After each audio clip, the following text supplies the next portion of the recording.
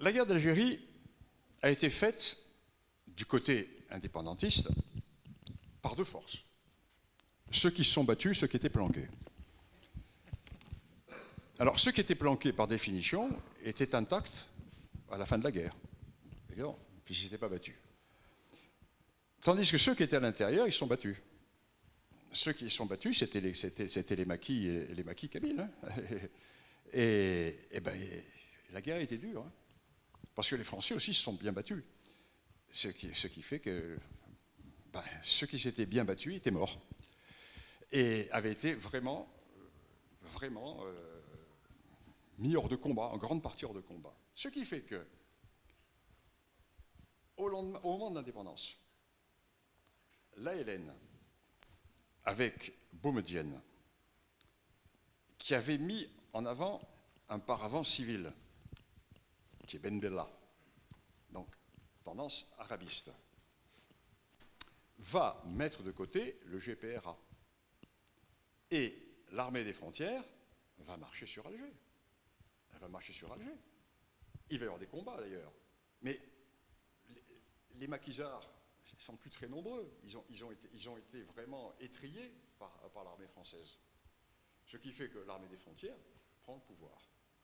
Alors, il va y avoir bien sûr la rébellion kabyle qui va exister l'année suivante. Mais, miracle, il y a la guerre des sables. Et au moment où cette révolution kabyle est en train de prendre de l'importance, l'Algérie provoque la guerre des sables contre le Maroc. Union sacrée, etc. Donc, nous sommes dans la manipulation. Alors, cette histoire est fondamentale parce que, si vous le voulez, elle est ressortie au grand jour en Algérie avec la publication du livre sur Amirouche. Amirouche, qui était le chef de la Kabylie, de la wilaya kabyle, et qui était celle qui était la plus pugnace hein, dans le combat indépendantiste. Et ce livre expliquerait, démontrerait, je suis au conditionnel, hein, qu'Amirouche aurait été donné aux Français, justement par l'état-major de la LN, pour écarter un concurrent qui, lui, avait une légitimité par les armes. Et ce livre est sorti en Algérie, vous l'avez suivi, il y a 7-8 ans, ça fait un scandale. Ce livre n'est pas pour rien dans le déclenchement du Hirak. Parce que dans le déclenchement du Hirak, il y a également le rejet de la fausse histoire qui est imposée par le FLN depuis 1963, 62-63. Donc, vous voyez, les événements sont liés, c'est tout à fait intéressant tout cela. Alors, là, nous sommes au cœur du non-dit, du grand non-dit algérien. Mais heureusement, ce grand non-dit est de plus en plus connu par la population, ou par les élites, par les jeunes, ne serait-ce que par l'émigration en France.